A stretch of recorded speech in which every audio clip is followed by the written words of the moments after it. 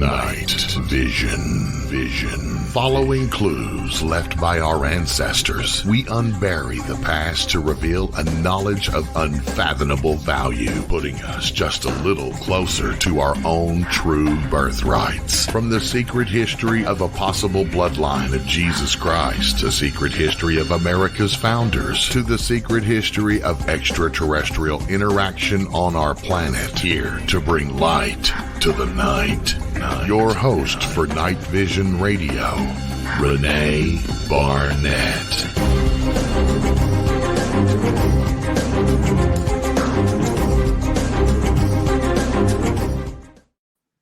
Hey everyone, welcome to Night Vision. Got a great episode planned for you this week. I hope you've had a great week now that we're bringing it to a close.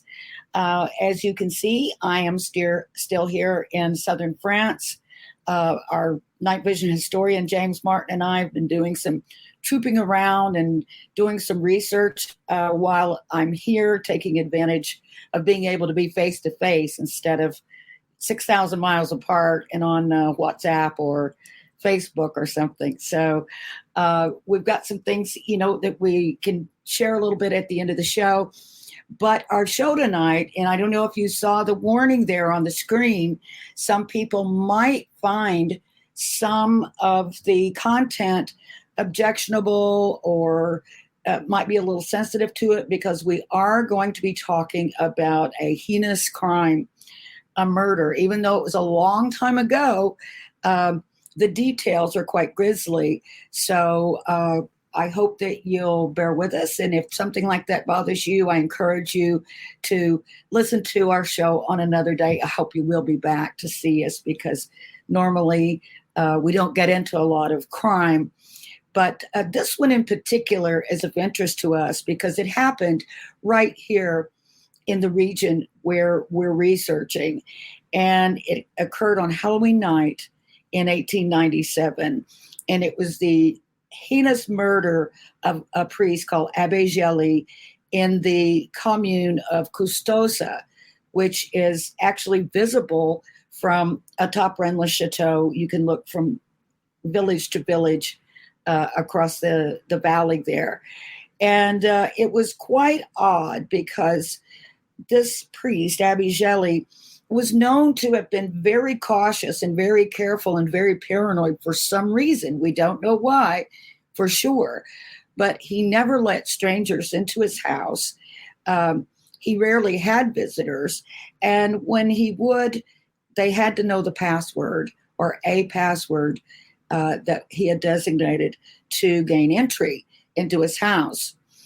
Well, the morning after Halloween night on All Saints' Day, the abbey was found in his presbytery, in his house there in Custoza, dead on the floor with an axe protruding from his chest.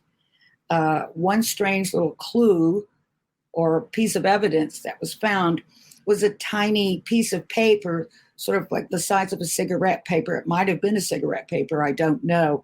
I don't know what they were using then, but it had the words Viva Angelina. We don't know what that means, and there's been much speculation across the world in people who are interested in this mystery. We call them Rennies because this Rennes-le-Château mystery has captivated so many, including our guest tonight, who I will introduce now. He is a former homicide detective with the London Metropolitan Police Department at Scotland Yard, retired.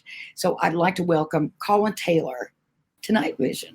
Hello, thank you for having me on, Rennie. Hey, Colin, good to have you. Nice to see you again in our old hunting grounds. That's right. I wish you and Monique were down here with us. I know Monique gets bored sometimes with our crazy talk, but I know you have a good time with it. And that's one thing that I kind of wanted to ask you about was, when I met you, of course, quite some years back, you were living in this region. You were living in the village of Arc. And I wonder, did the mystery pull you here? Did just the beautiful landscape pull you here? How did you end up here in the first place? Well, it was very strange, really. My sister rang me out of the blue in about 2004 and said they were going to buy a house in France. And I was a bit bemused. I said, Carol, you've never been to France. And they said, well, we've seen it. It's a good place to buy property, so we're going to buy. And anyway, they did it all back to front, basically. They, instead of coming to see what it was like, they just came out and bought a house. And she told me where it was, and I looked on the map, and just above Quillon was Rennes-le-Château. I didn't even know where Rennes-le-Château was, but I had read Holy Blood, Holy Grail years before. And it immediately rang a bell. And I rang her back and said, when you go out to look at the property or deal with the solicitors, I'll come with you. And I did, and really liked the area.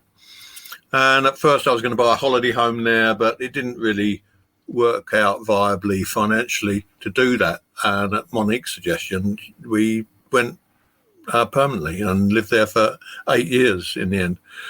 You built your house, didn't you? Sorry? Didn't you build your house?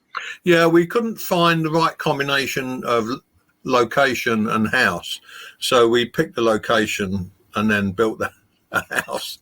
I didn't build it. I mean, I had a builder build it. I did a lot of the finishing off work and built the big garage there, and landscaped it. But other than that, we had on the edge of the Village of Arc, a beautiful place, fantastic views. And I could see Rennes-le-Château down the valley on the left-hand side of the valley on the hilltop from my house. I was about 4.5 kilometres away. So we was up all around that region, doing what everybody else does, sort of poking around, looking for clues and signs, and just having fun with it, really. Yeah. I'm trying to remember how we even met you. I think you might have met Bruce first, Bruce Burgess, who was my I did, director of the film. But I just remember, sometime during the production, we met you. And of course, I've twisted your arm more than a few times since then to come on various shows. Yeah, my little switches were clicking in relation to meeting Bruce and the renowned Bill Wilkinson, or Ben Hammett, as he was known. And infamous. I had some very direct questions to ask, which I did. But Ben Hammett was so good at deceiving people. And thank you for saying that, because I felt like a dope. No, don't. I mean, he was very, very convincing. And I think if you look at the 2 books he's written, or 2 or 3 books he's written, he clearly has, I would think he has a very high IQ if he was to be tested. Very, very clever man. And as we know he doesn't now, come across that way, does he, Colin? He comes across as a bit thick, if anything else. He does. But he had an answer for every question. He did. And the detail he took in, I looked closely at the videos because I knew that when he poked the camera down into the cave, he said he'd resealed it with expanding foam, the hole, and then covered it up with mud and dirt, and you wouldn't even know it was there unless you dug down and found it. So when I'm looking at the video, I'm looking as the camera's going down, I'm looking for little bits of expandite foam. And it was there. Yeah. The detail that the man went to was incredible. Yeah, but, and of course, to our viewers and listeners, we're talking about the documentary film that I did in this area with my partner, Bruce Burgess, at the time, and the hoax that we were subject to about the tomb. We talked about that just recently. Our historian, James Martin, and I did a whole show on it where I was the one on the hot seat and James was asking me the questions about bloodline. So a lot of the listeners are now familiar with how that all went down. I mean, he was apparently a master model maker. And the scene he set in that tomb was almost Hollywood like, I know, but the detail in it was so good that it was even I had a pathologist look at the photos of the corpse lying in that tomb, and he described it as looking like a mummified corpse, and he thought the corpse was genuine. And so I did stand back from it a little bit. I got involved in things like the Jelly murder because I knew that was something that actually happened. It was genuine. Sure. And looked at the history of the involvement of various governments in the region, which was straightforward. But I always said to Ben, I'll believe you when you dig it up. And right. I couldn't understand why he'd sat on it for 12 years. Something so important. But then he started to involve the French government. Well, I thought he let me get the French government involved, and I thought there's no way he's going to have meetings with the French government. Yeah. And if it's a hoax and take it that far, he really runs the risk of prosecution if he does it. But he did, and that led us all along on a bit of string to a certain extent. I know. Frankly, I'm surprised they do allow him back into France because they know now, of course, it was all a hoax. Mm-hmm. And I went and visited them personally after the hoax came out and, explained everything and gave them documentation and everything. So they know about him, I mean, he, put me up to go to the French government for permissions to do things. He let me do that. And I was putting myself at risk by doing that because I could have been forbidden from ever coming back to France because, of course, they would have, thought I was in on it. But I was just a dupe. But anyhow. We all got duped. I think we all got duped. I have to say that Monique was never duped. From the day she met him, she said, it's a load of rubbish. It's a hoax. And I said, I'm going to tread warily, but, I'll give the guy. He wasn't eaten up with the mystery like we were. I have to admit that, of course, there was a big part of me that wanted it all to be true, and I mean, it was just amazing. And I was really keen to get into that tomb, that hole. And I was less interested really in the body than I was. If you recall, there was a big old book lying there. I was dying to see what was in that. Was it genealogies? Was it some kind of huge secrets? Something hugely heretical. It's called the items that look like they might have, been religious items, ceremonial items, chalices and things like that. It's called The Art of the Con. That's right. And if you give somebody something that they want to believe in, it just helps it all along, doesn't it? Well, it's true. It's true. And I have to say, I was trusting Ben, in a lot of ways because, his son at that time was just a young teenager and he was dying of cancer. And of course I had just lost my daughter. So my heart was just going out to him. And so, I felt like we really bonded over that thing with our children, his worry about his son and my grief about my daughter. And quite frankly, I felt like he was going to be dealing with the same thing. And ultimately his son did pass away. And I just felt like, but he used the terrible thing is that he actually used that to give himself credence. In that he was saying, "Look, my son's just died. Would I lie at a time like this about this?" Right. Right. And we all went, "Well, there's no way he would, no way he would do that, but of course he did." Yeah. Oh my God! I don't know how. And how something like that. Yeah, I mean, he's never shown up at my door again, and I think he knows not to. Yeah, I think so. But so you get down here, you start delving into the mystery, and it was probably your brand new hobby.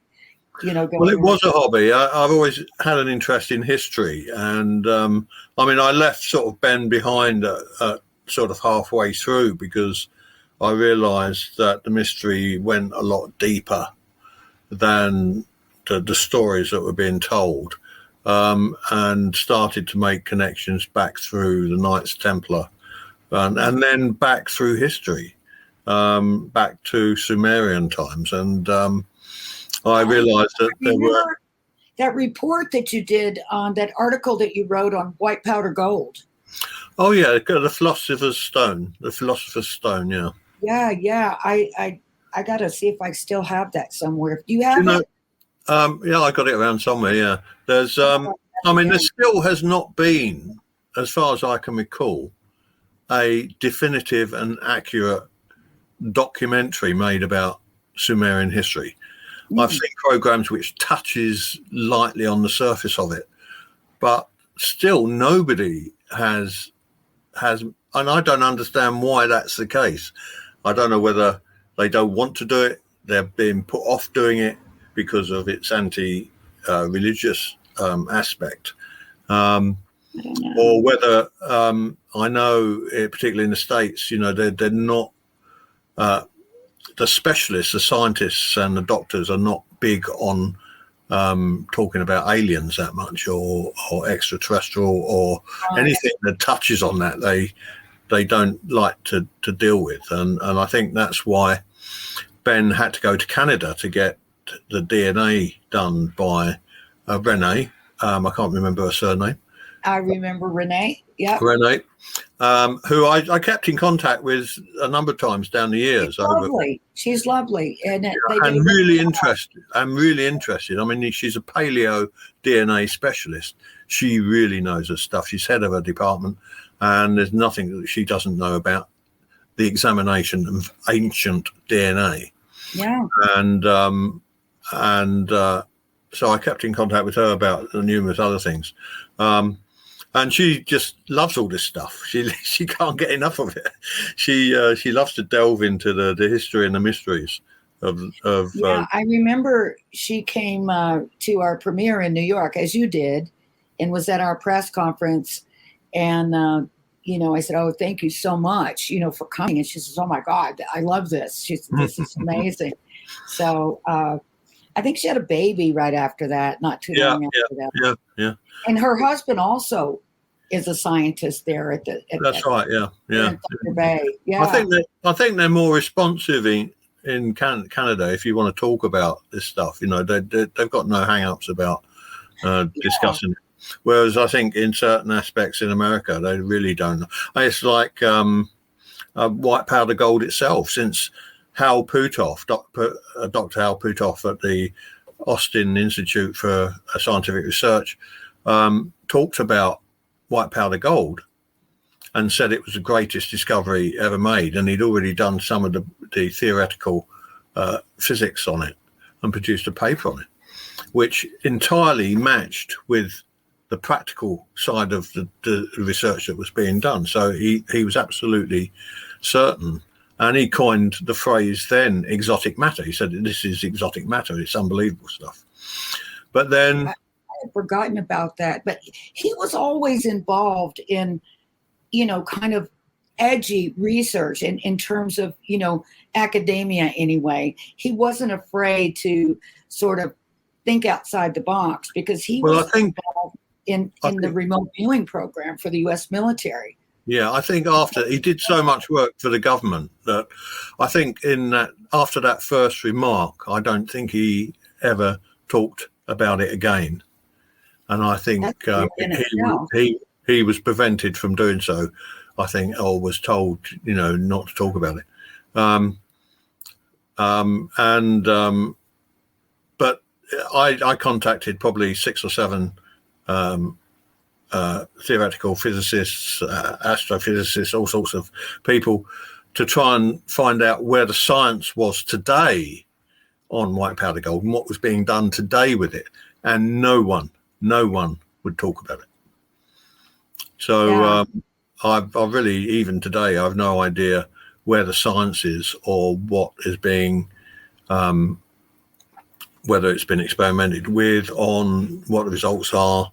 I've absolutely no idea. The only person I know who's done quite a bit of research is the man from Ohio, David Hudson. Oh, right. He disappeared.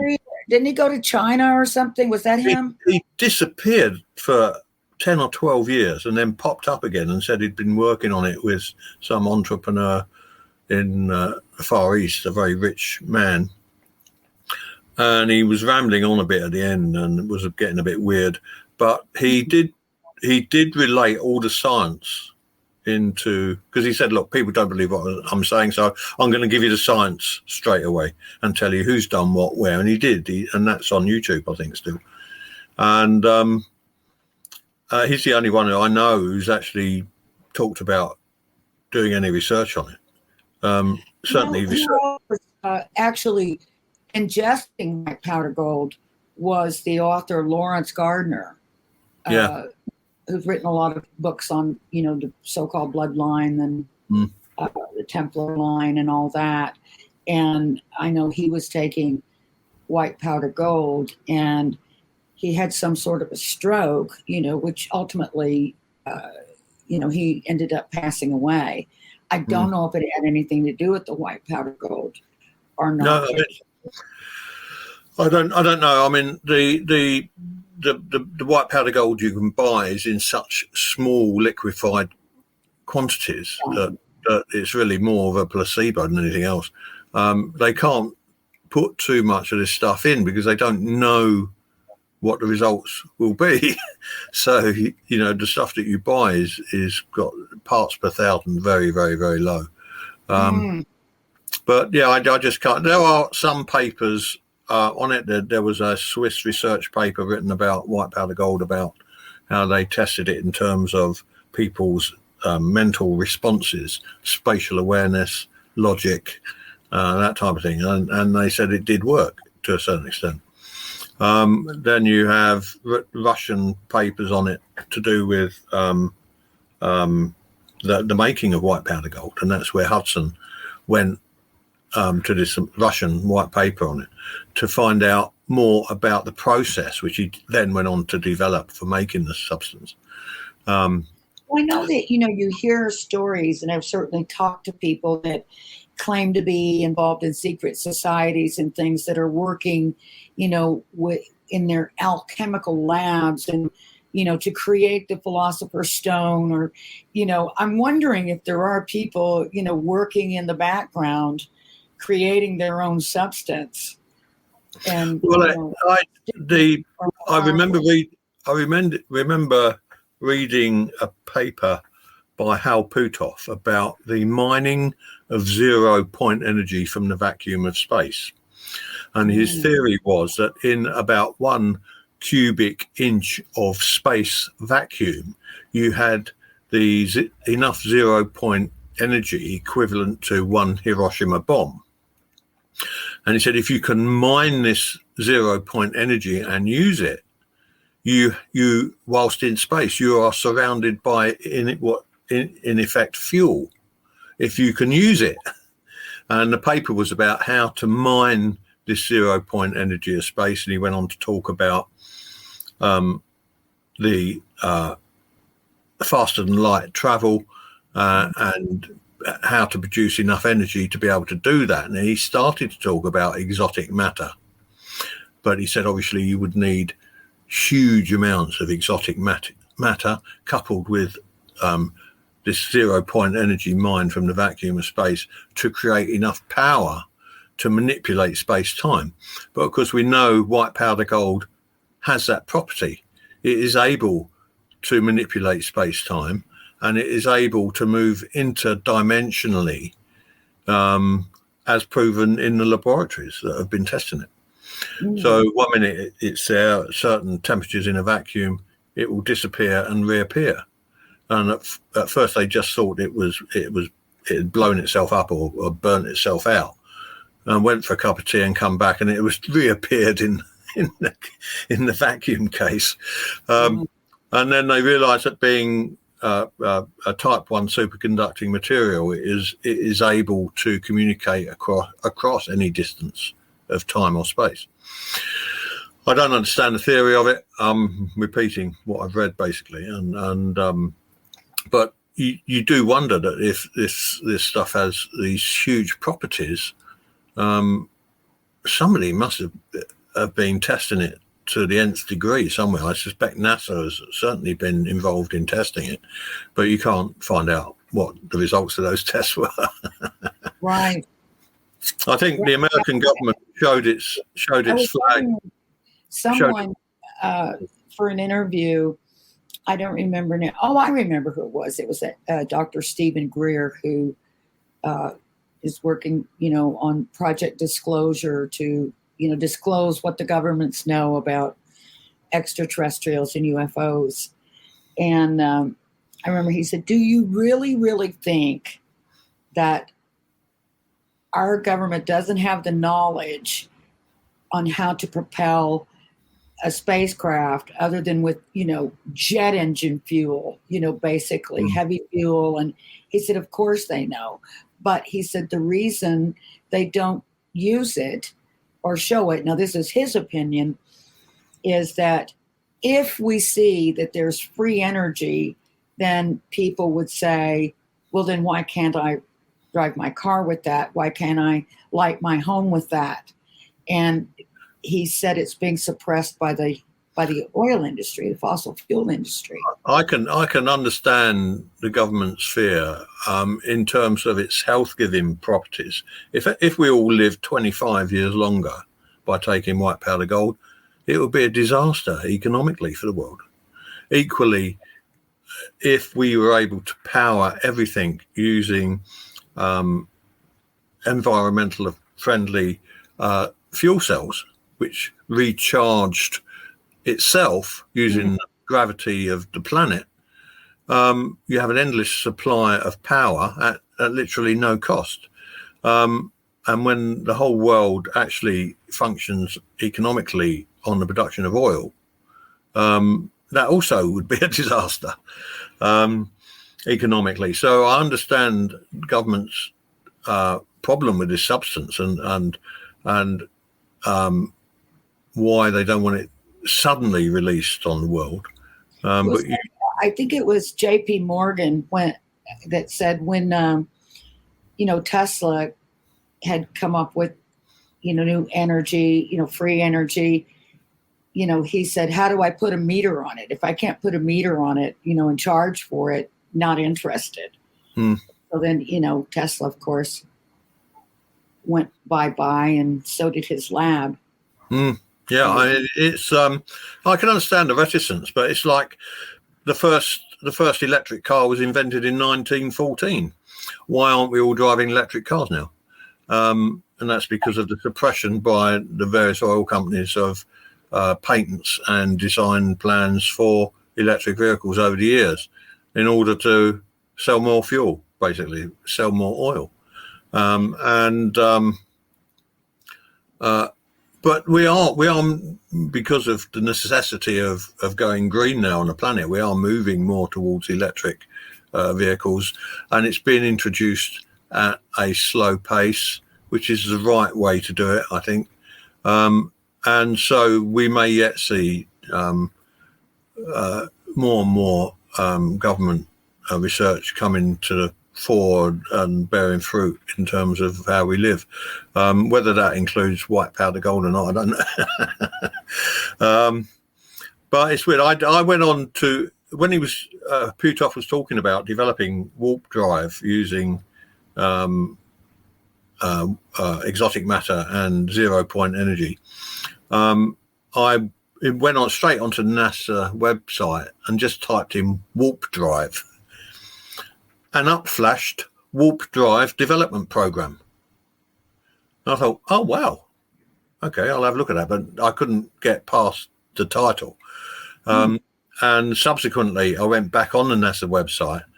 And for some reason, that had disappeared. I couldn't. No, I don't know what happened with that.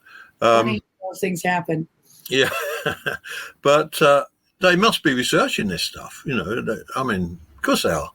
But we are kept in the dark completely. So, but yeah, white powder gold is goes right back to Sumerian times, back to the gods who lived among them, the Anunnaki, and was, I think, the thing is that the only thing that was handed down from the Sumerians and through their living gods that lived among them at the time is white powder gold. That's the only thing they left behind. Hmm.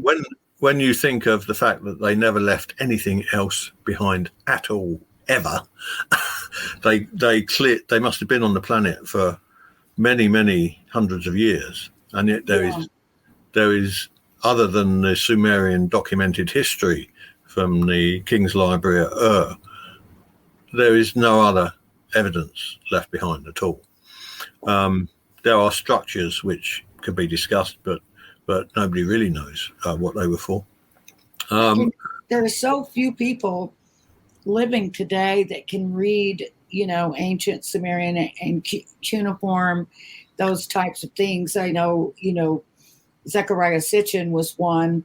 Of course, his theories were very controversial, and he was, of course, slammed by academia and science and historians.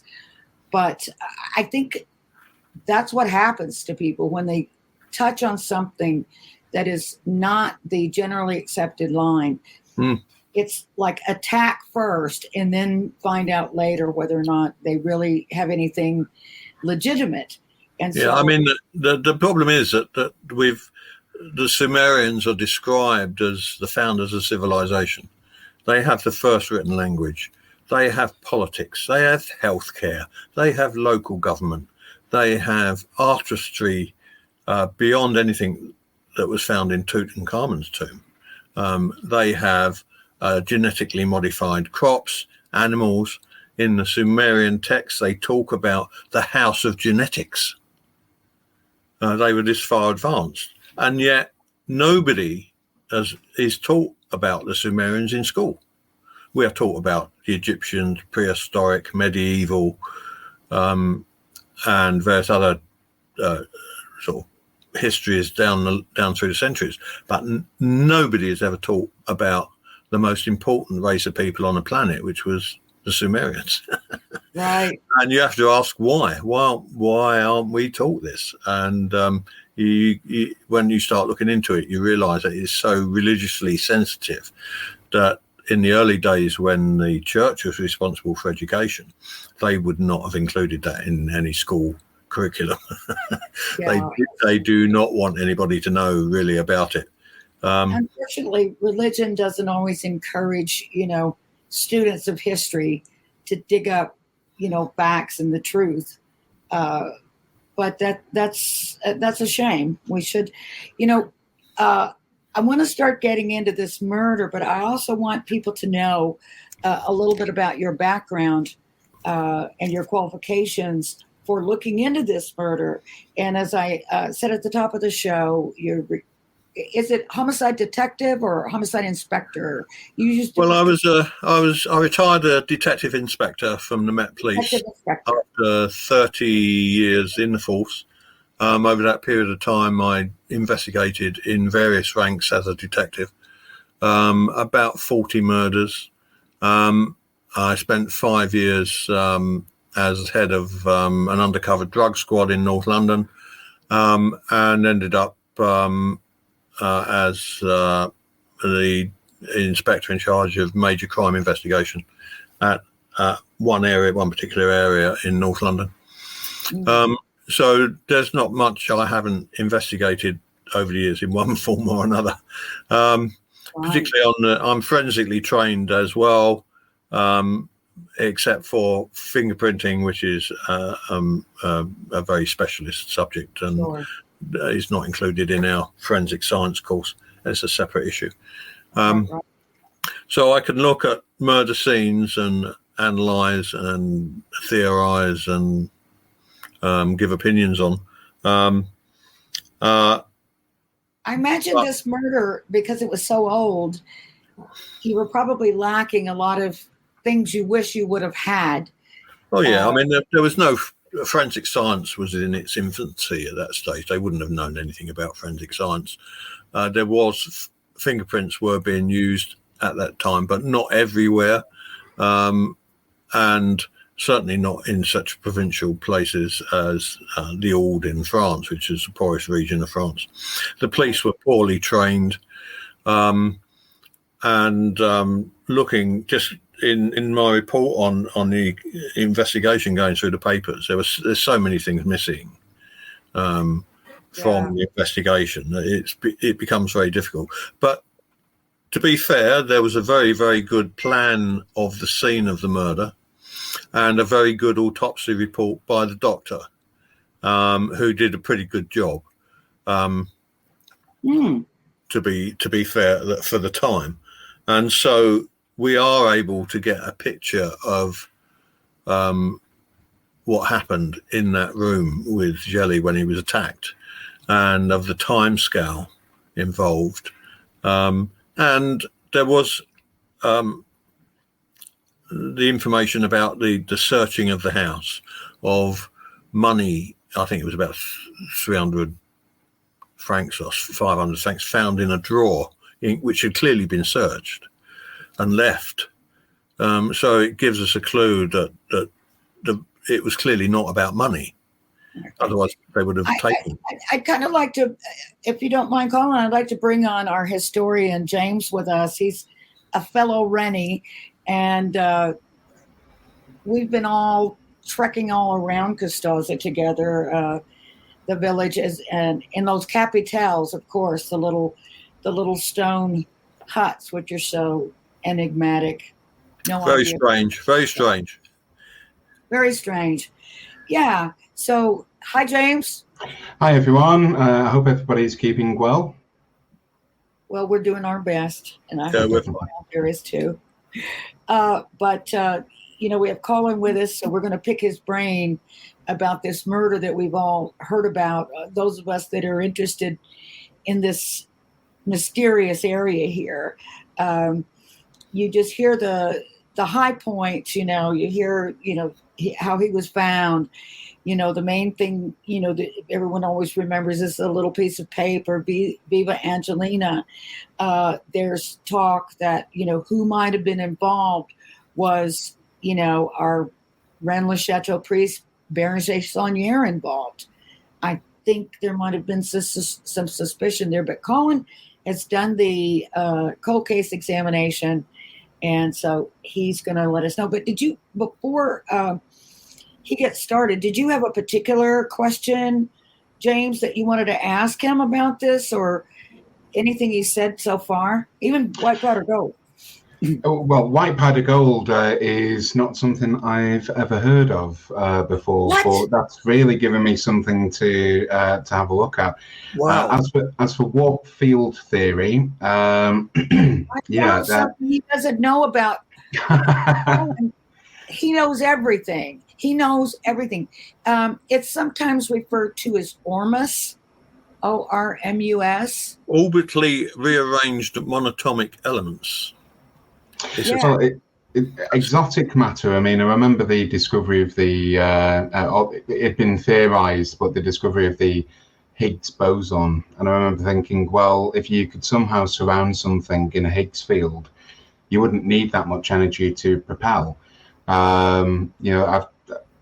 This information, I mean, I really just wanted to echo what you were saying before. I was just listening into the discussion about Tesla, and the fact that he was wirelessly powering, I think, the city of Buffalo back in the late 1890s, using hydropower and wirelessly transmitting electricity.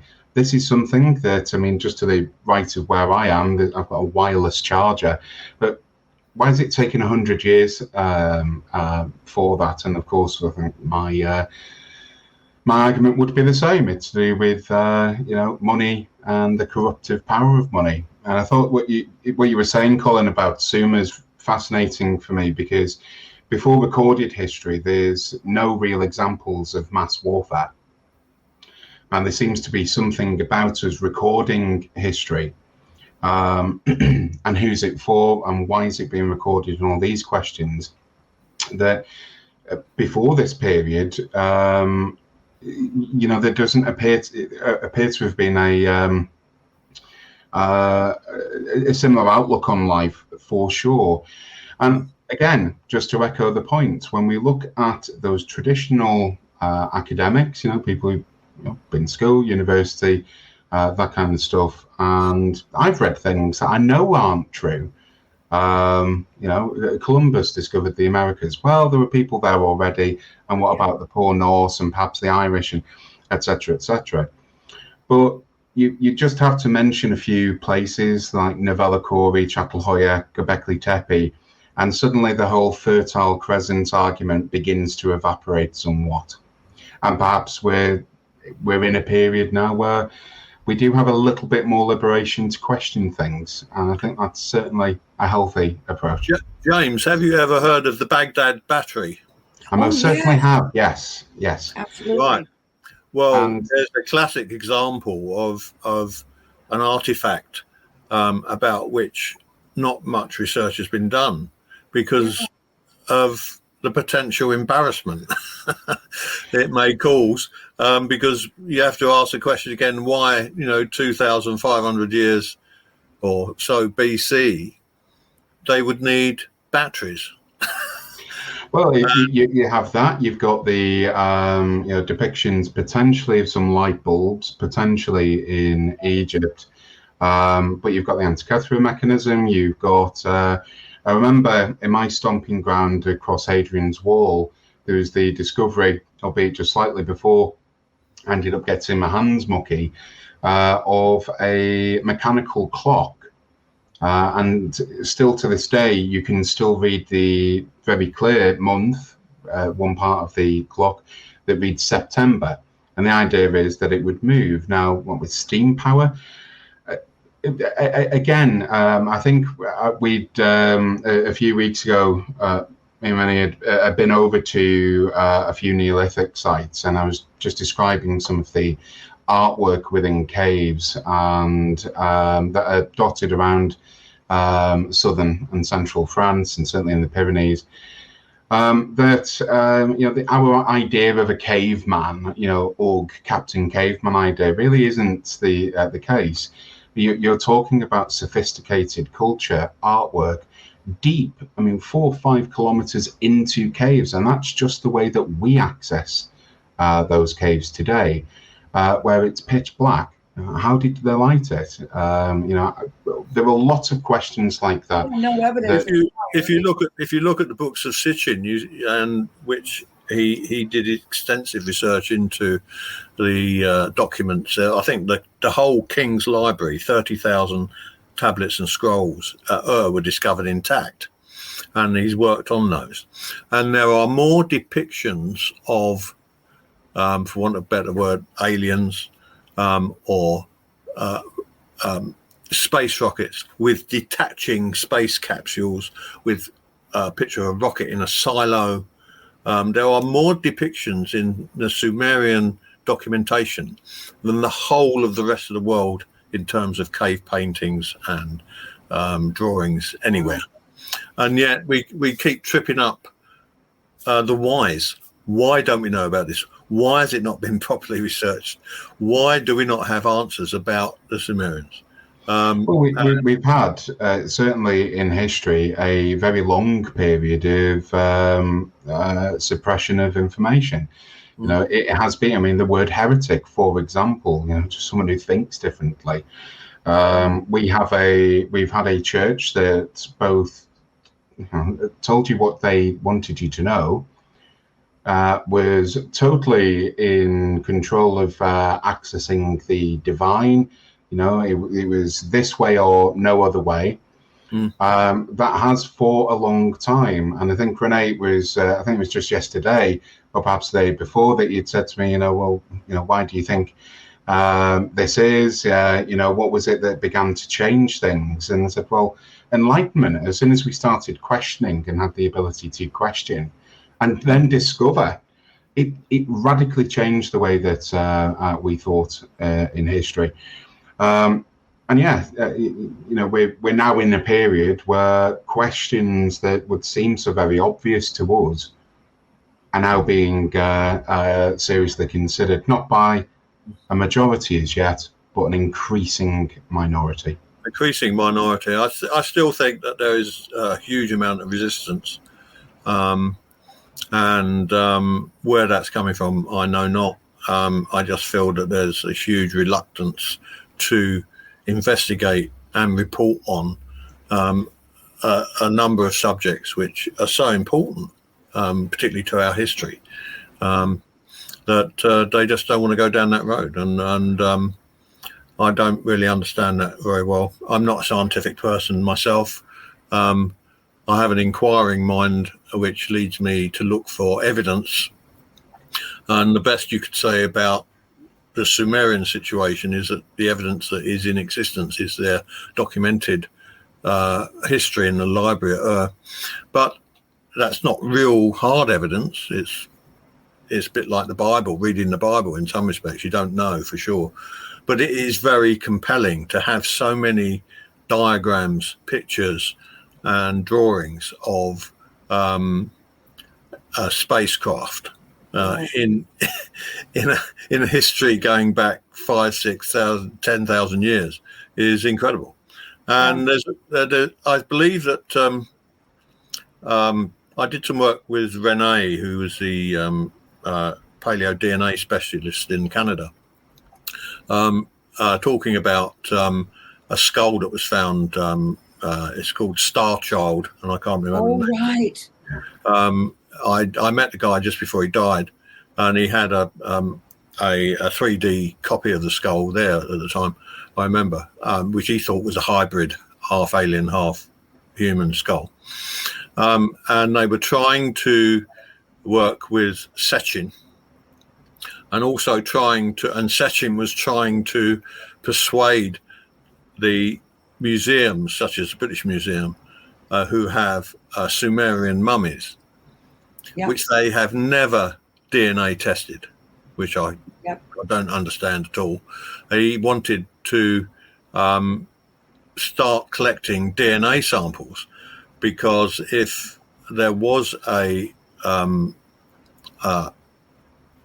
half god interbreeding between the Anunnaki and human beings that were in existence at the time, then that would reflect in the DNA samples. But again, it was all refused. The British Museum just refused, gave no reason, and refused to explain. I had a chance to meet Zechariah Sitchin a couple times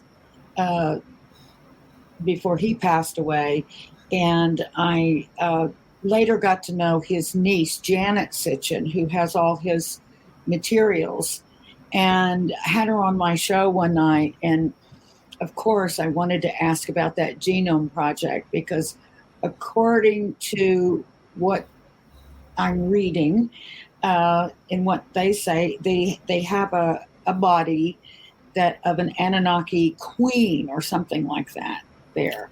It'll be there'll be a half god, a demigod. And they want to, DNA test it and examine it.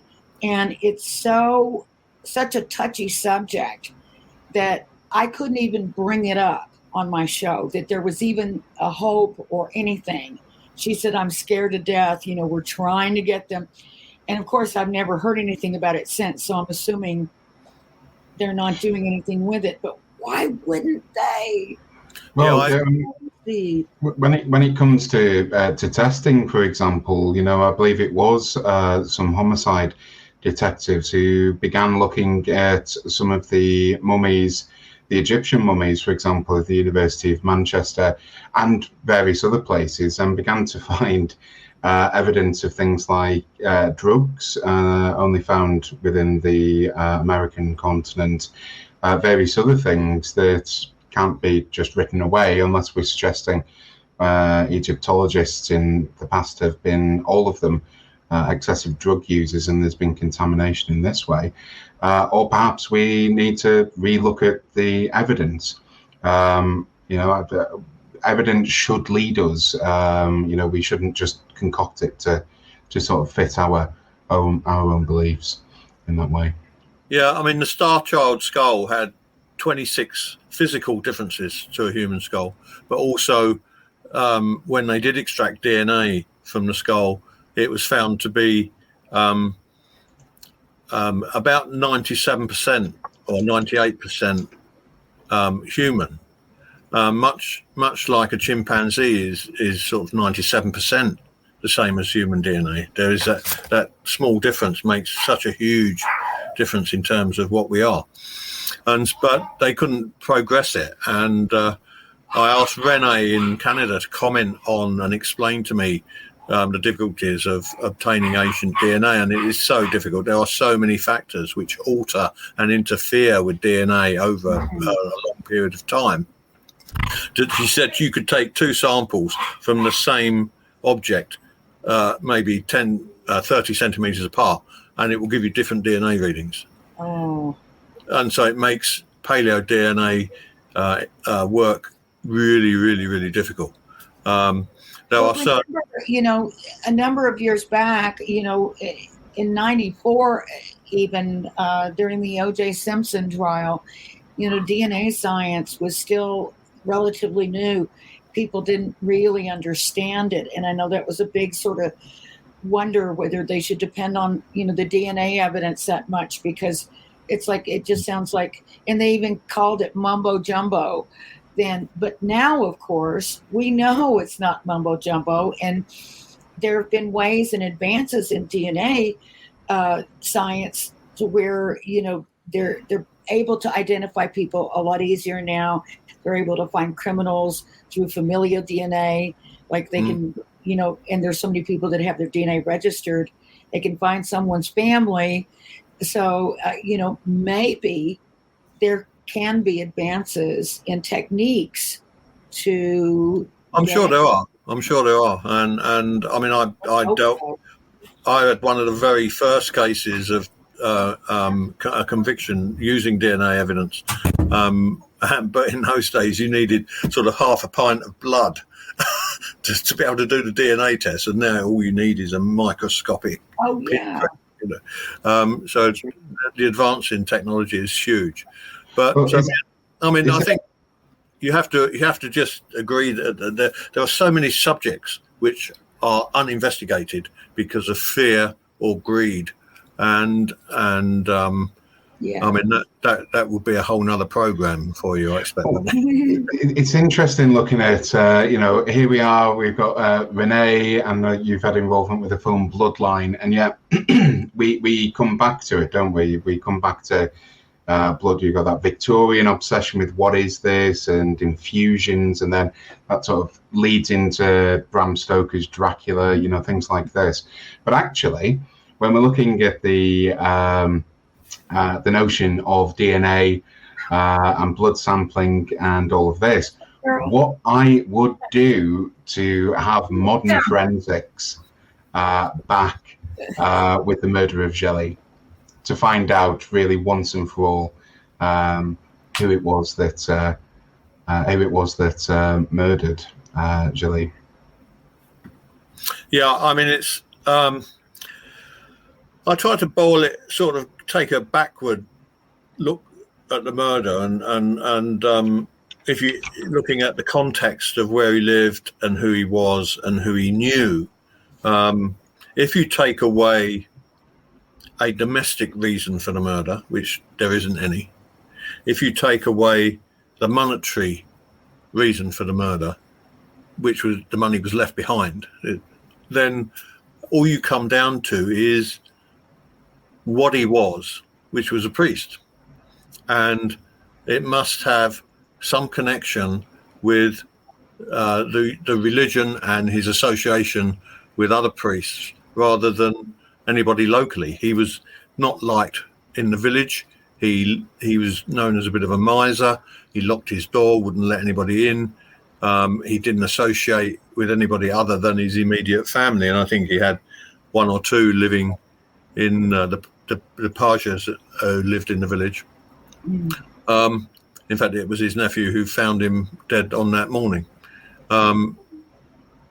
Okay, I think Joseph Pages, the nephew's father, did have money problems, but not.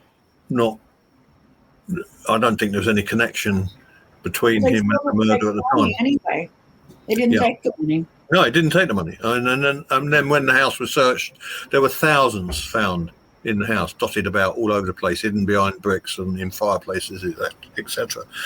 So if you then move on from that and think, well, this is such a poor region, it's a very remote region of France, particularly in those days. Communication was very limited.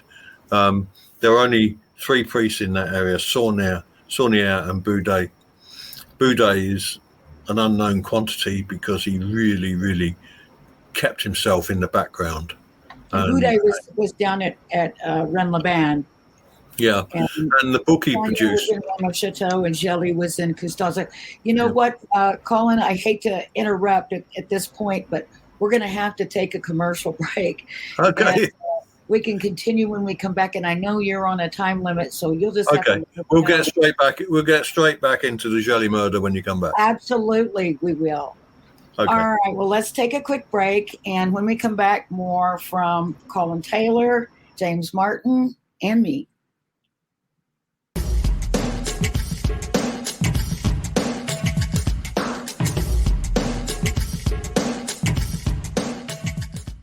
Hey members, the new KGRA DB app is now available on iOS and Android devices. Gain on-demand access to any KGRA DB programming. Download any show directly to your mobile device to listen or watch on the go. Go to the App Store and search KGRA DB. I don't want to talk about it.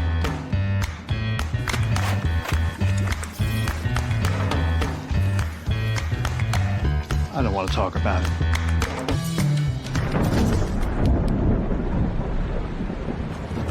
Families don't have to talk about everything, but they should talk about how to plan for an emergency. Get tips and resources to make your family's emergency plan. Welcome to the new KGRA digital broadcasting website, thekgradb.com. Here you'll find great new content, including the KGRA Classics, great shows from our archives. You'll be able to see the show times and information so you can see what show is currently on air. The on-air live button, so just go to this section and you'll be able to hear the show live with exceptional sound quality. We also have the Vault section. Make sure to subscribe to get access to great content and special features.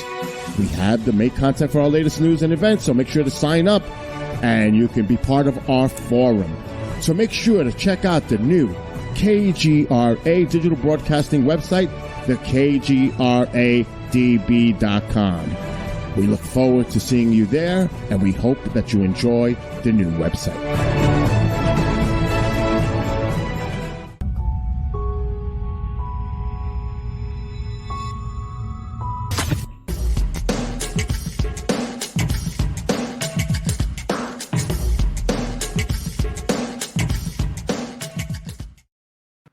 Welcome back to Night Vision. I'm your host, Renee Barnett. With me tonight as our special guest is Colin Taylor. He is a former homicide detective, retired from the London Metropolitan Police Department, Scotland Yard.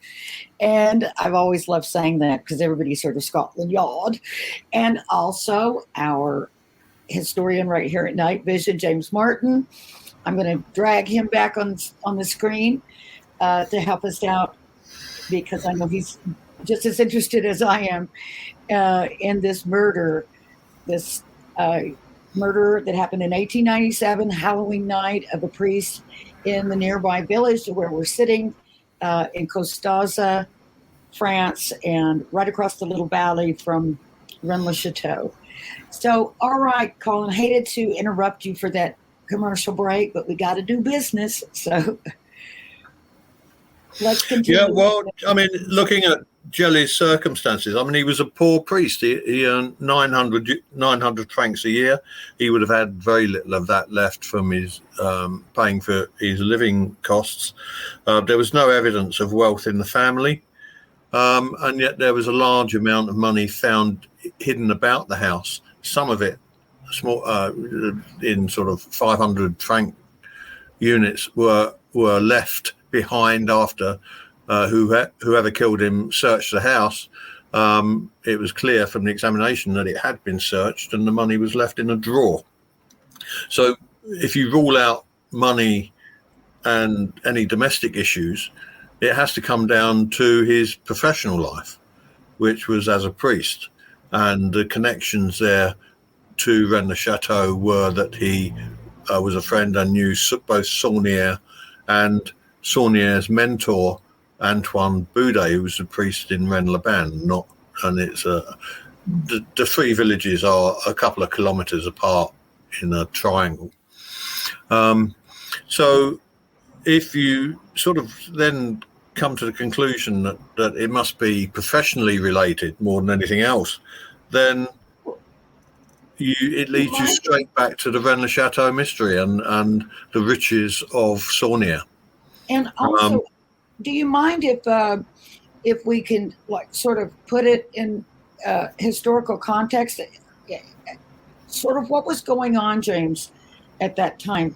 We were, Saunière was involved in some things that we now know, politically, and also sort of as Colin was talking about, Jelly didn't have a lot of money. Priests generally did not, except they did get donations. People did sometimes leave property to them. And of course, then the priests were encouraged to then donate that to the church. But historically speaking, what was the deal, James? So, I mean, firstly, Jelly's born on April Fool's Day, 1827, just near to a village not too far away from the medieval city of Carcassonne. Oh. And as we've said, Jelly is brutally murdered in 1897. And the situation in France at the time, it really is a period of political instability. France has lost, Napoleon has lost a famous song, Waterloo by ABBA, in 1815.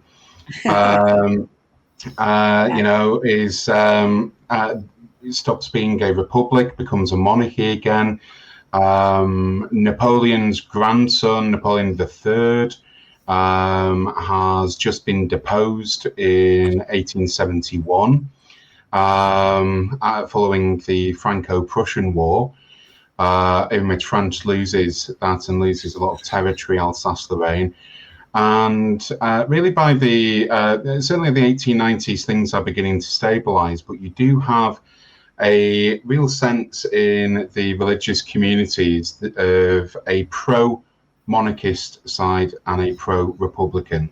So France is a republic again, a very weak republic, its third republic, which is declared in 1871. I mean, we could talk about the Paris Commune and we could talk about all the rest of it. But what we know is that the priests, especially Saunière, is working for pro-monarchist forces. And in fact, it's believed that a number of priests are doing so, maybe with some funding from other parties such as Austria-Hungary. So we've got the Habsburgs, but it wouldn't be the first time another country has meddled in the political affairs. Certainly, it's nothing new, but nothing old either. Nothing old, but you have a lot of wealthy heiresses who are funding a lot of money into the bishopric of Carcassonne. So Monsignor Billard is his name. A lot of money, 1.5 million francs. It pays for altars, it pays for decorations in churches, and these are going to our priests. And our priests in the area are writing pamphlets, certainly Sonia is writing pamphlets that's pro-monarchy. And again, run the chateau, 50-50 split, maybe a little more, really don't like Sonia. They're really not getting on with him because he's preaching anti-Republican sermons. Now, we know that Sonia ended up discovering some things. What they are is, up for a little bit more debate, I would suggest. Perhaps some of the relics from before the French Revolution that we know about in the late 1700s. So, it certainly finds something. But again, for context, when the 1890s, road systems are not paved. Water is still being collected from wells, river sources, buckets on top of roofs. In this area, to really emphasize what Colin said, this is a poor agricultural area. So priests are paid, I think the going rate was something like 900 francs a year. This is enough to survive on, but we're not talking about living. So when we're throwing in terms like 300 francs here or 1,000 there, where's it coming from? Right. Yeah, and the only source of money would either be the bishopric, who I don't think sent out that much money to the priests, mainly for perhaps projects, and Sonia. Boudet we're not sure about because he kept his life very, very secret and never revealed much about anything really. Whereas Saunier appeared to live the life of Riley, spent millions in developing his own village, roads, water, schools, as well as building his own house and library and filling that library with valuable books. And it's clear that money was shared, at least with Gelly. Where else would it have come from? I think it's reasonable to make that assumption because he had no other source of income that was visible other than Saunier. They were seen grouped together on occasions, feasting and at dinner and enjoying themselves. And I think that the motives for the robbery and murder have to be are swaying in that direction in terms of something professional concerning that the priests was involved. Having said that, I don't think Saunier would have been involved personally. I don't think it was anybody that was known in the village, because had they been seen, it would have been reported fairly quickly. It's from somebody outside who has been given probably the password Viva Angelina to gain access. We just froze for a second, so could you start back from, because we can edit that out. Can you start back from, I don't think Saunier did it personally, or I don't think Saunier was involved personally in the murder. It would have been, he's too identifiable. I don't think it would have been anybody from the region even, or certainly nobody who is known in the village. Again, their presence, even if seen accidentally at night, would have revealed who they were. And I think it has to be somebody brought in from the outside. And then why target that village, which is very difficult to get to and to even find these days? It's Custozo is a hilltop, tiny hamlet. And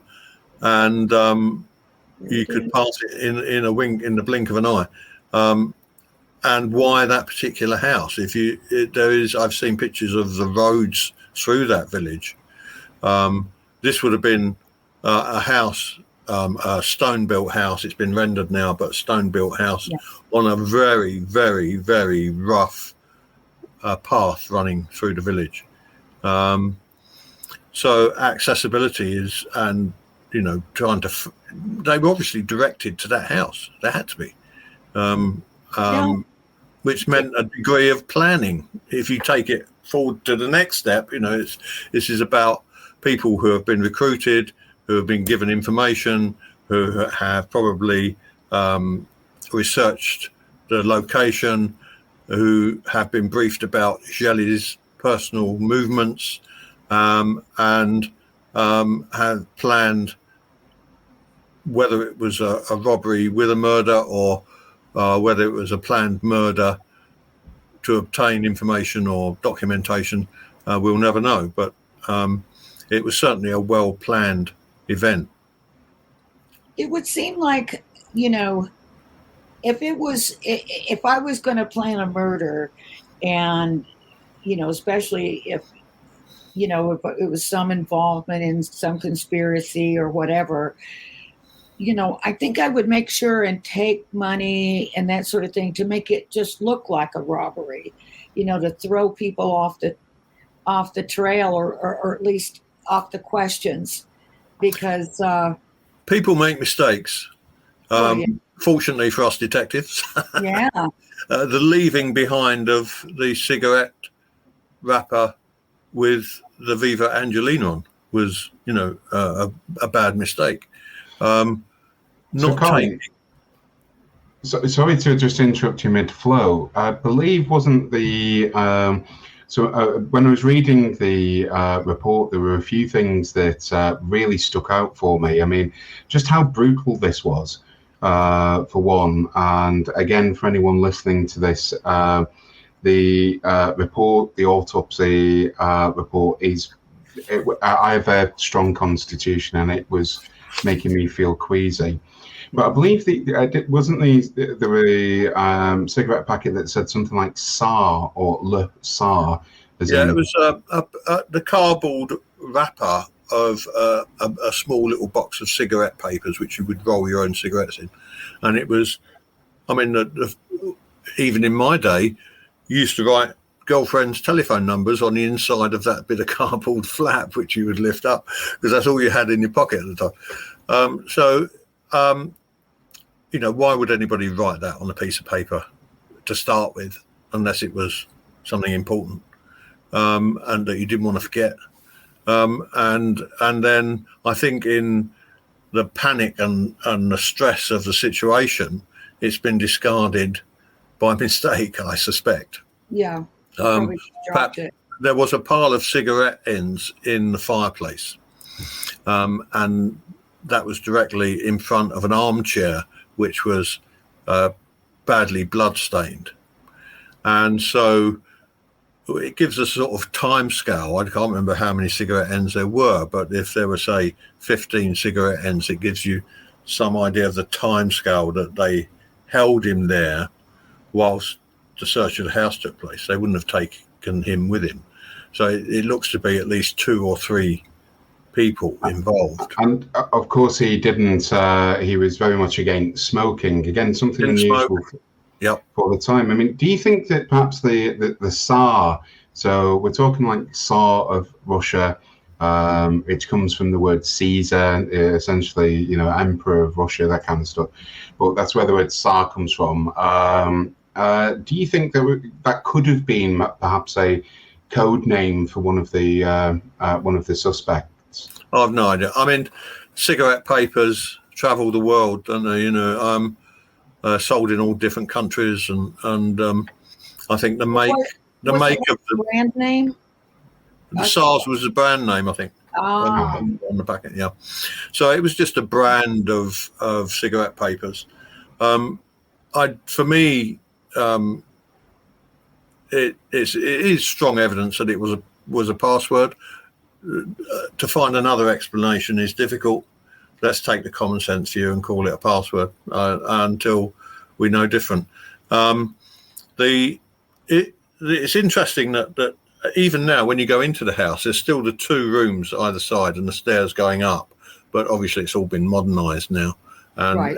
it's now apartments. I think there's a ground floor apartment and upstairs, but the room is still very much the size of the room, and the fireplace is still there. obviously not the same fireplace. But it gives you an idea of the scale with and I believe on the original plan there was a table in the middle of the room with chairs around it.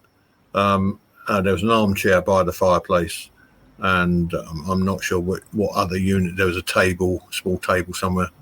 None of which was disturbed in actual fact. There was very little disturbance. But the blood splattering went round in a U from the chair that way round to the other side of the table where the body was found. On this side by the door here, and on this side of the room, there was not much, if any, blood splattering. So you have a U shape, which is quite useful because all you have to do is reverse it to get the trail back to the initial attack, which I think happened in the armchair. At that point, he knew he was in trouble, and he managed to get out of the chair and try and get away round the table, but was badly injured, and he was two instruments was used by the way in this attack, a blunt instrument and an axe, as given by the doctor examining the injuries. So I mean, it could have been a variation of using the tongs initially to try and beat information out of him, and the axe later to kill him by one person, or it could have been multiple people using multiple weapons. But the axe actually did the damage, and it was actually a head injury. They never actually found the axe at the scene. They found an axe. I thought the axe was in his chest. They found an axe, but it was never proved to be the murder weapon. There's no evidence of any forensic examination of it, no blood found on it. It was just, I would think every house in the country at that point had an axe for chopping wood. So it would be nothing special. But the actual murder weapon, I suspect, I mean, whoever did this would have been covered in blood. You've only got to look around the room at the blood splashing to realise that if you hit somebody with an axe 17 times, there's going to be blood all over the place, including you. And whoever did the attack would have been covered in it. So I wonder why they found it necessary. I mean, that's like overkill. It's like, at least on TV when you see the detective. It's very difficult if somebody is moving and fighting. It's very difficult to get in that killer blow sometimes. And therefore you are panicking, trying to hit him. He's fighting back or running. And it's not the easiest, to be honest, it's not the easiest way to kill somebody. A knife or a garrote would have been much cleaner and quicker rather than an axe.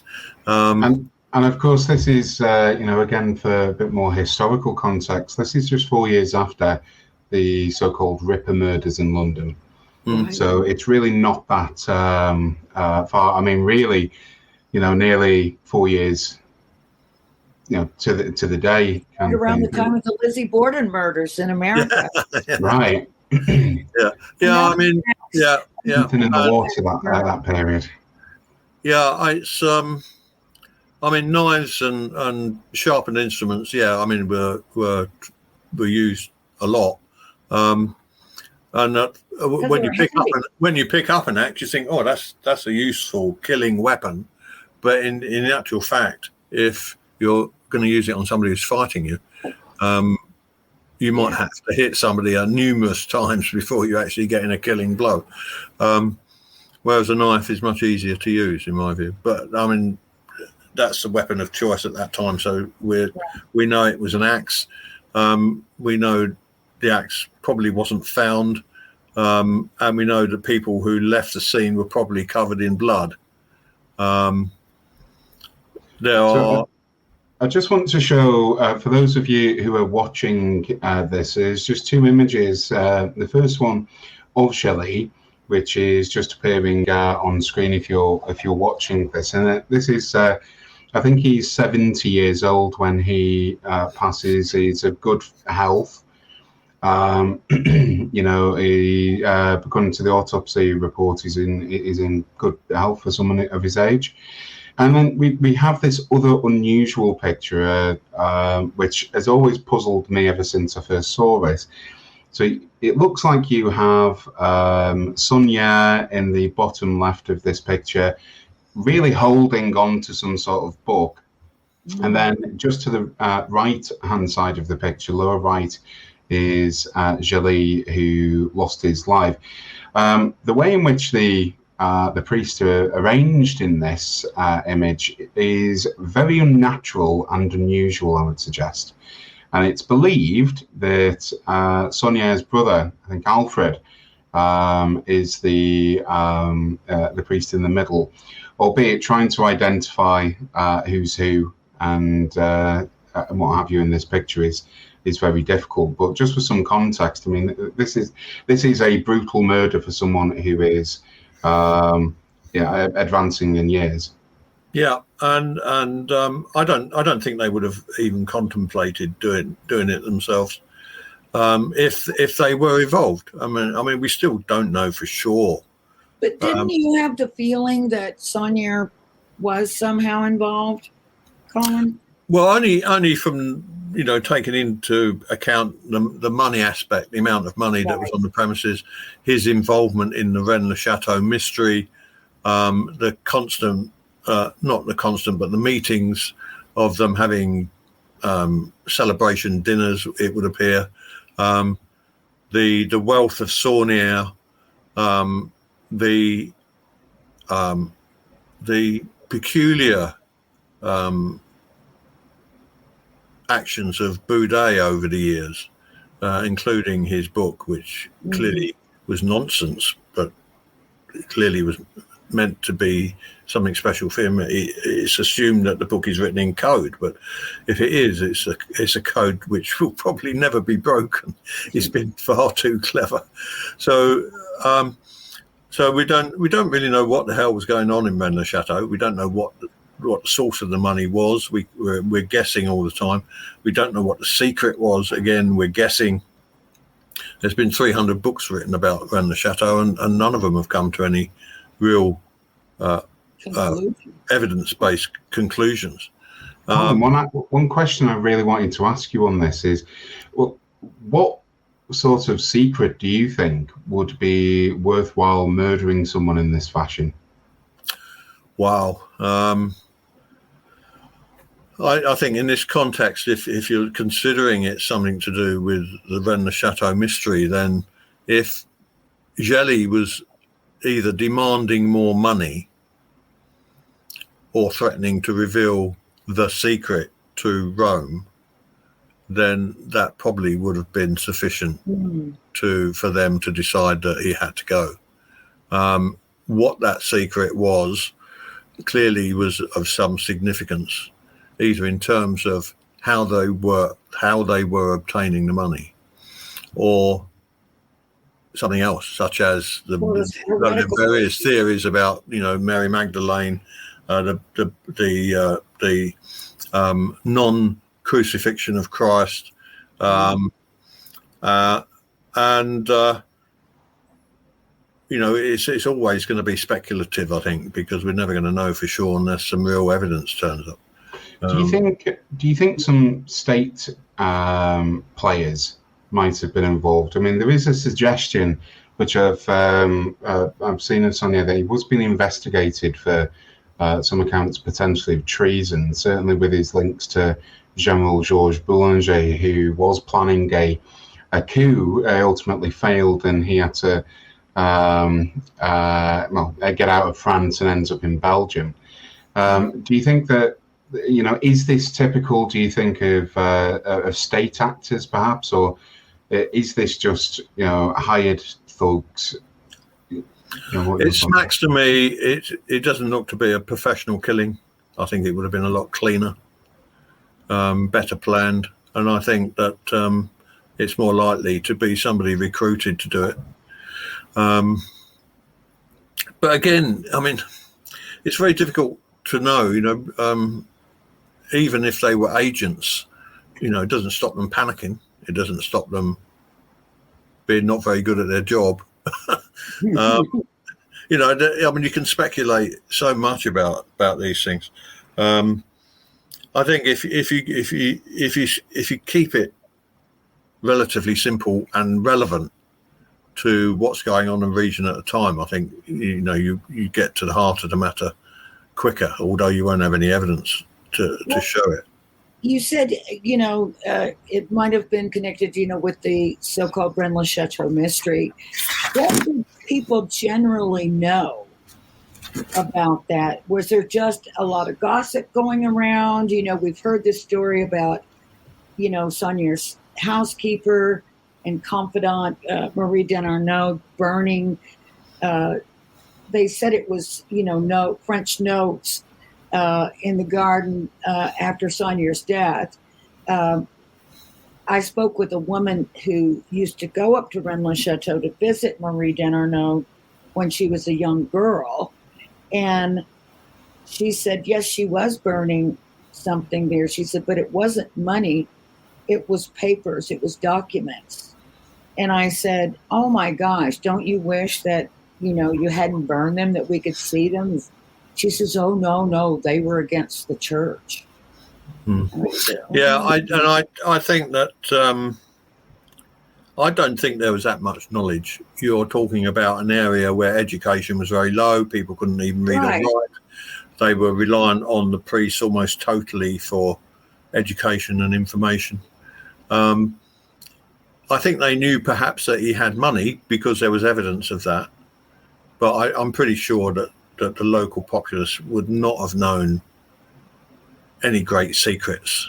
Or I think people close to Denarnaud or Saunier himself may have got an inkling, but they never, ever, either of them never revealed anything about the secret. Marie Denarnaud took it to her grave, and so did Saunier. And there's no... Didn't she promise to tell before she died?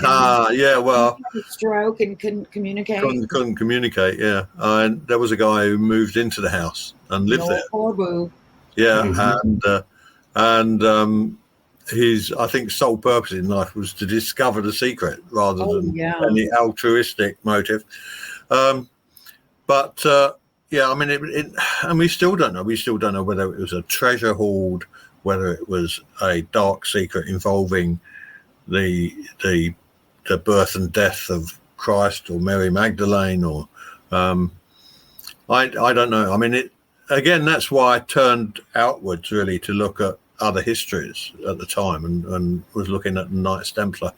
The Knights Templar had more preceptories in the Aude in the Roussillon than any other region of France, and tried to buy the region from the King of France and have it as their own fiefdom for some reason. We know there was gold in the region, but we don't know quite why.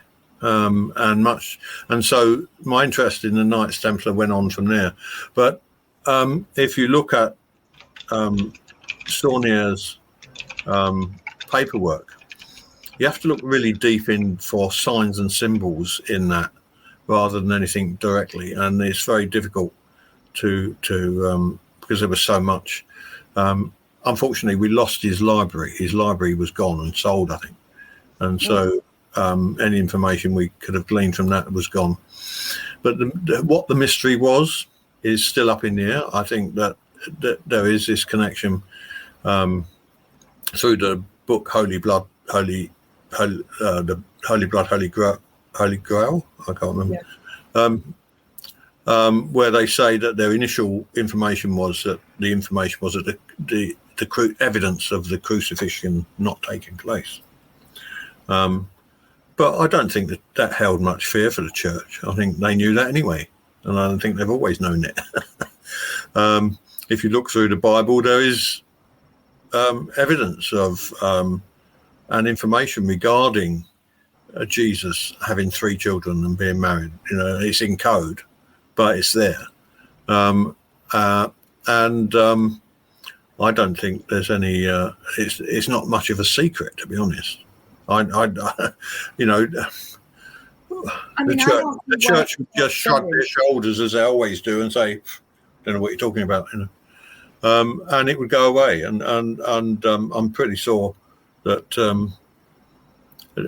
any evidence Saunier had of that, I don't know, what would he do with it? Doesn't the fact that there was vast piles of money at Julie's house sort of rule out the whole notion, maybe if Saunier was involved with this, that we know that Saunier died relatively cash poor, but certainly had a lot of property. He owed a lot of debts out, and surely if there was some sort of idea of him being absolutely broke, why would money be left out? For me, it sort of rules out that whatever the secret was, this proposes if Saunier was involved, that it's nothing to do with money.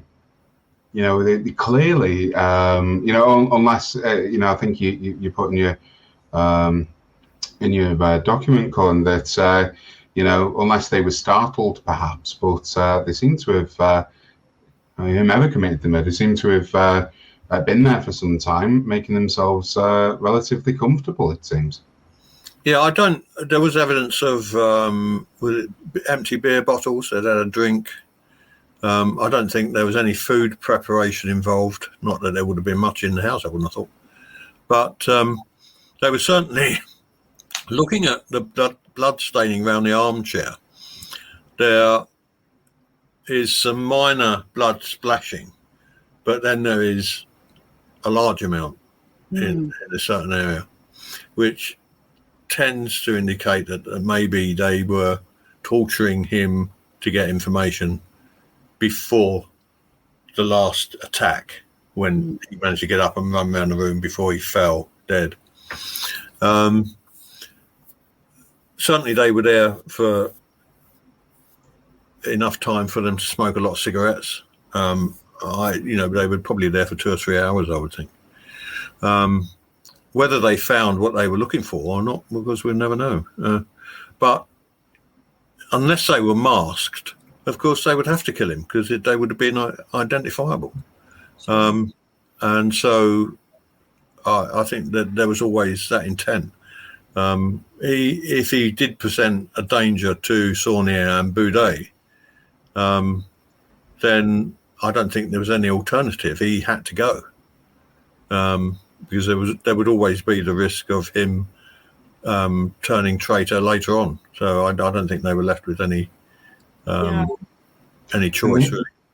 Who could afford, to pay, for not just someone to murder, but there must have been, some informers or people observing him day to day to know that, he had a password. There must have been a network of complicit people in this.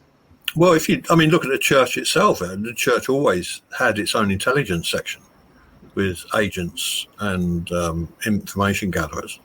It would have been very easy for the church to have removed Saunier one way or another. But there seems to have been some effort made to keep him in situ.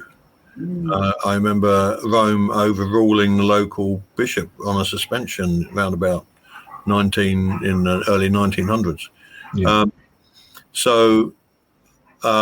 Certainly there appeared to be a power behind Saunier, whether that was the Habsburgs or whether it was Rome, I don't know.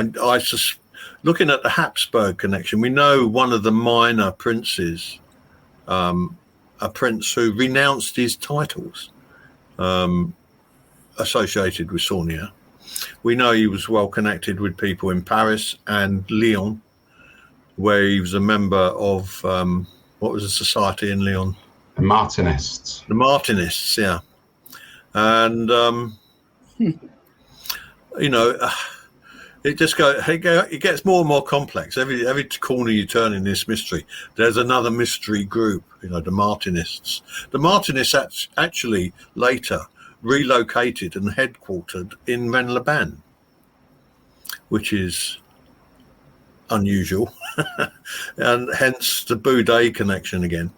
But that was a bit later on, I think. There was a story that, I know you said the minor sort of Habsburg who had renounced his title, but there's also evidence that, Franz Joseph came, who was the king of Austria, and spent time in this area for some reason. And, when we were doing Bloodline, I've mentioned this before on the show, that I was actually in communication with Karl von Habsburg, who's now the head of the Habsburgs. Yeah. But at that time, Otto was still alive. Otto von Habsburg, yeah. Right. And, but I wrote to him and I asked him, I told him what we were doing, that we were making a documentary about the mysteries of this area, and that I was just wondering if he could tell me why his grandfather, spent so much time here. And he told me, he wrote back, and he told me that he was down observing the methods of irrigation, which Really? makes absolutely no sense. For the king. Irrigation? Where would there be irrigation? Well, I guess I don't know, the fields, I guess. I don't really know. I just assumed he was talking about. I'd have probably suggested the Netherlands might be a little better for water channels. I don't know, but he said, but thank you for your interest, and I would love to hear what you finally turn up or something like that. Then the next time I wrote him, his email address was no good anymore. If Saunier had disappeared, bearing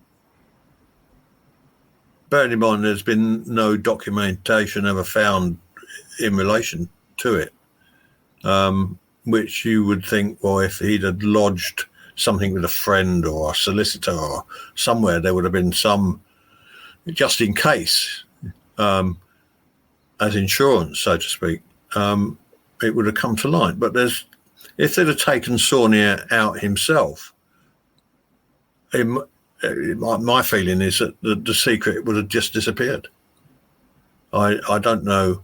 I don't understand why there was no direct action taken against Saunier or Boudet or all three over a period of time. Maybe they had something, hidden back that, whoever was going to kill him, or would have reason to kill him, wouldn't have known where that other, material was that could also be relevant. Well, that's the other reason for killing Shelley, of course, is his knowledge. If he shared that knowledge with the other two priests, and he had been some threat to them either by blackmail or threatening to reveal the truth to the church, then that would have been ample reason for them to murder him. I was wondering if he was blackmailing Saunier. Possible. He was a greedy man. He was a miser. Maybe he just wanted more money. We know he had some outside Jelly had some outside investments. I can't remember what they were now. But they sort of were investigated a bit, but then they disappeared. We were presuming that when Jelly died, the money disappeared with him, I would think, because of the poor documentation at the time.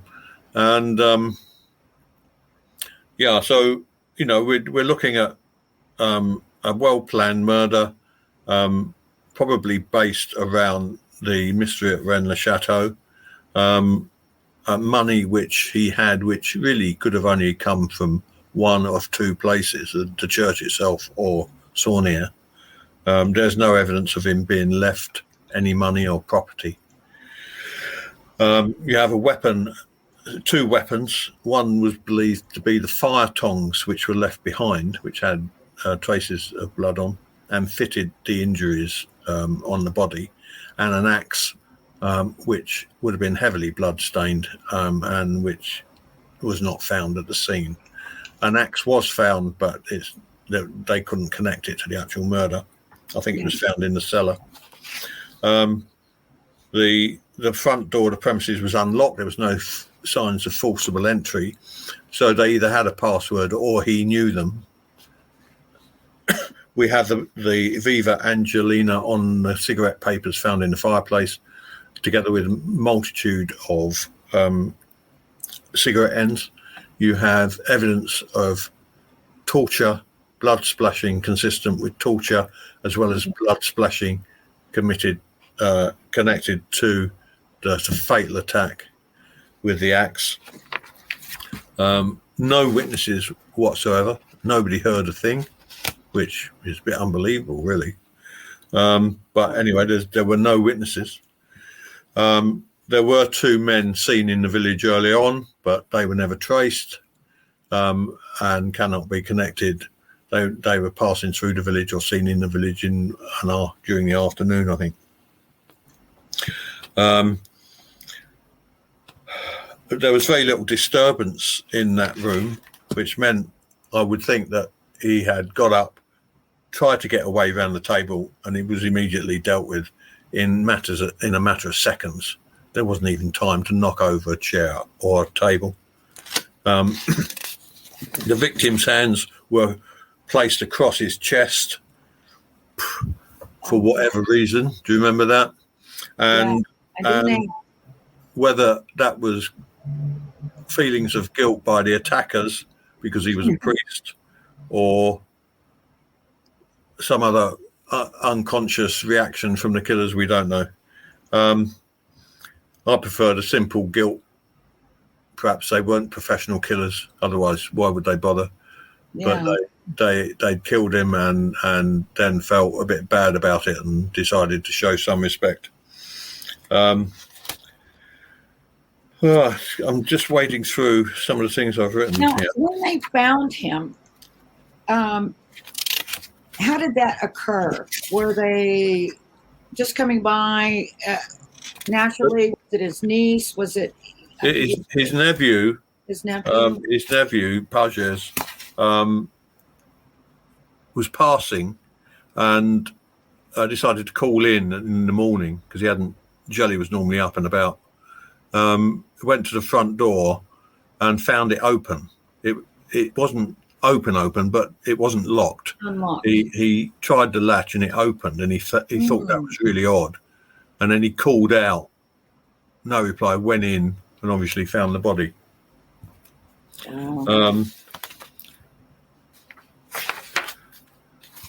one of the big things here for me. Police department at that time. I mean, how would he have gotten hold of the authorities?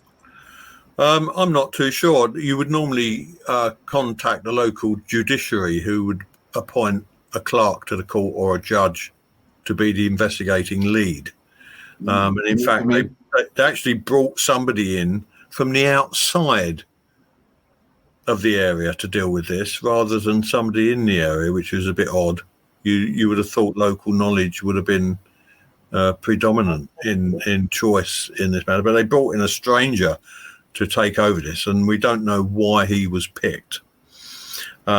We do know that there's no evidence from the church or his superiors in Carcassonne at all. They don't appear to have been interviewed at any stage, which is really unusual. They're the first people you would probably go to, I would think.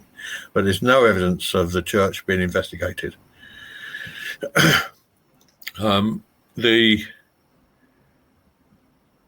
Boudet also was never spoken to. There's no evidence that he was ever spoken to. There's no evidence that Saunier was ever spoken to.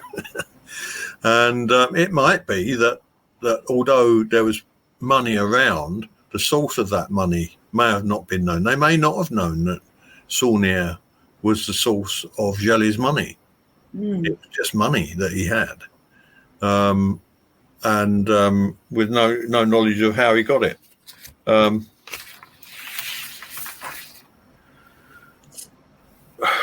It's very difficult to.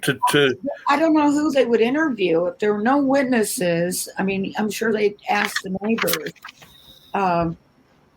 But if they didn't interview the other local area priests, I wonder Well, I think that the handpicking of the clerk, whose name was Reverdy, Reverdy, fits in with really how the investigation was run, which was poorly. Certain courses of action were just not carried out, i.e. visiting the church, interviewing the superiors in the church, questioning them, and closing it down very quickly. This is not an inquiry that went on for years, as in we would do in modern times. If a priest was murdered, it would go on for a long, long time. Especially if it was not solved. Yeah, it would continue. The investigation would continue. I mean, if you wanted to know why a priest has been murdered, the first thing you do is speak to the bishopric in Carcassonne. That would be your first port of call, but there's no evidence that was ever done. And do you think that's deliberate, or do you think that's due to, It could be just fear. At the time, the church was predominant in terms of the society there, probably more so than government, because even the government were terrified of the church or disrespecting the church. And maybe it was felt that this was a purely local matter and didn't involve Carcassonne. But you don't know that until you speak to people. So I don't know. It could be a question of fear, out of respect for the church, or just not wanting to go down that particular road. So let's not go down it. It's on the amount of paperwork that we've got, which is just the police report and the autopsy report. It's very difficult to come to conclusion. I've written on my report, it smells fishy in Grimsby. I wonder why. Grimsby, for people who don't know, is a fishing port on the east coast of England. But there's a curious, a year beforehand, it just came to mind. I just wanted to verify. Sonnier puts that very odd statement in his diary. Letter to Gran. Went to Gran, discovered a tomb. It rained. There's a few very, I don't know, enigmatic clues, considerations from these from these priests. I think Boudet and Saunier were exceptionally clever people. They never left anything of import behind, unless it was obscure, so obscure that you could come up with a dozen reasons for it being there. The paintings around the church. Yeah, I was just going to ask you, what do you think about that? Do you think there might be clues to this murder, or that at least could be just a minute? The last one shows Jesus' body outside the tomb, either being put in or taken out. But either way, it's at night, and in those days, you did not handle bodies at night ever. Right. So was this just a mistake? Or was it, it's the end of the day, they're putting the body into the tomb? It could be just was he alive? Yeah, or was he alive, and were they taking him out of the tomb? But they're always, all these clues are two-way. They could mean this or they could mean that. And that's pretty much sums up the Rennes-le-Château mystery. The clues that were left behind were so obscure sometimes or unclear that nobody's ever been able to put two and two together and come up with four. And it is a very difficult thing to work out. It's like me going back to Sumerian times and trying to investigate anything,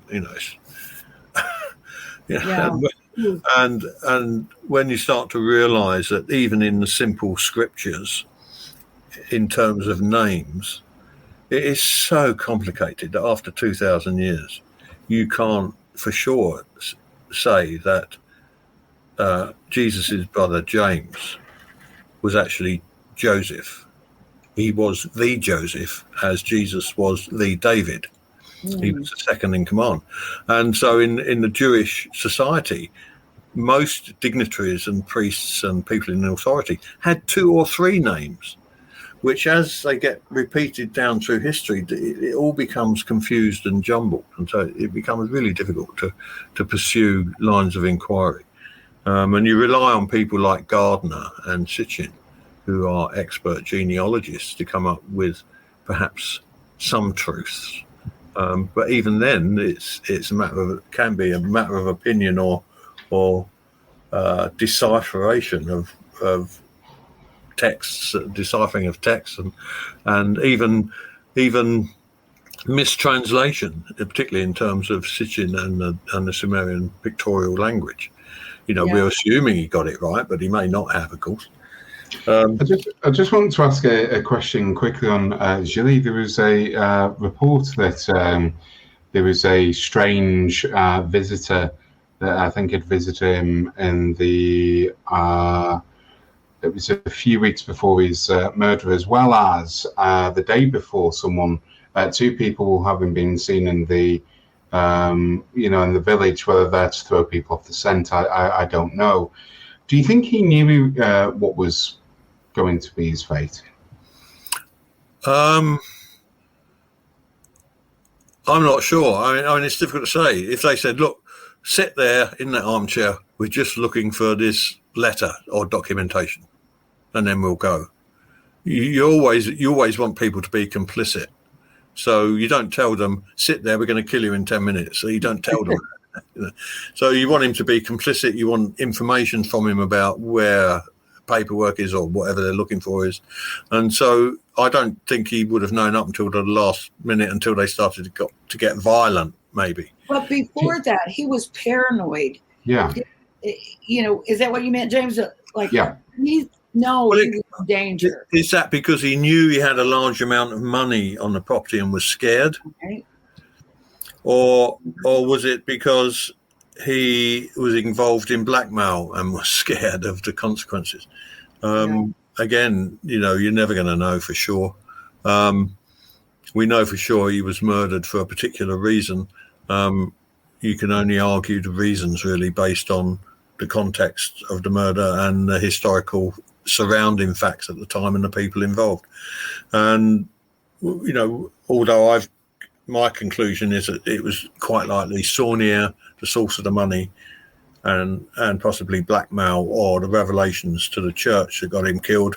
That's only a guess, based on my professional interpretation of the reports that are available, but they're very incomplete. And Colin, do you see any? I haven't seen any of the photos, and to be fair, from looking at the from the report, if indeed there are any photos, there's no photo. From reading the report, it is incredibly graphic. Do you get any sense of there being any sort of ritualistic side of things? Do you think, or does the way in which the blood is around the house, it's actually, this is unintentional where it fell?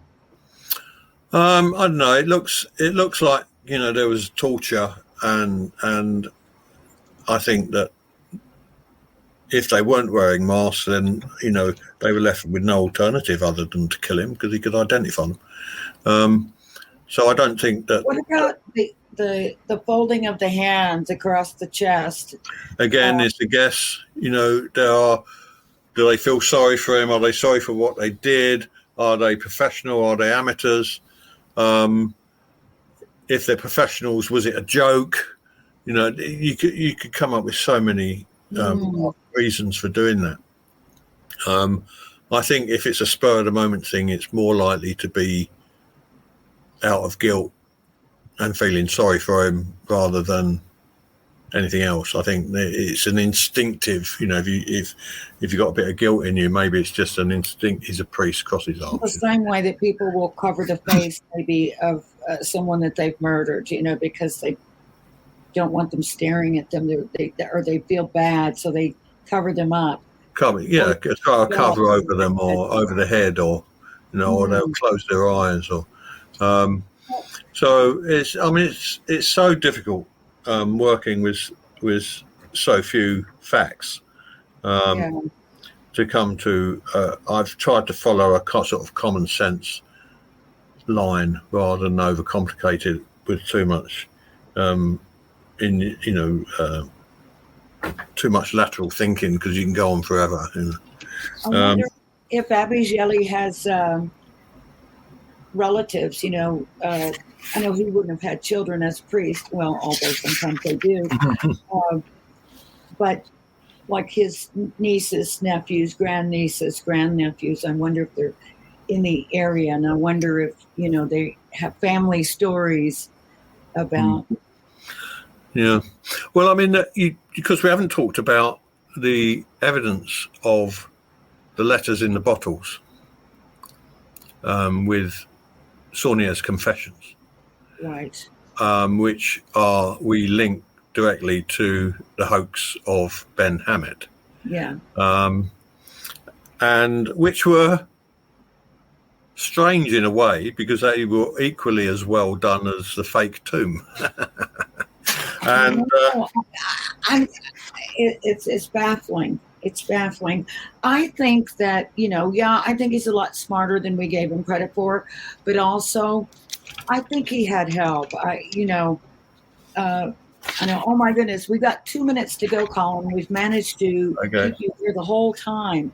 Well, you want to wrap up? I think that you can connect Jelly circumstantially to Rennes le Chateau, looking at all the things we've been talking about. But again, with the Rennes le Chateau mystery, you never know. That's right. You just never know. I mean, who knows? There'll be another book out soon, I'm sure, with another theory, and on and upwards we go. Definitely. So, well, I want to thank you, Colin, for once again letting me talk you into doing something. It's a pleasure. I'm if I'm not playing guitar or doing the housework, I've got time. Rock and roll, baby. Yeah. And of course, James Martin, thank you so much as ever.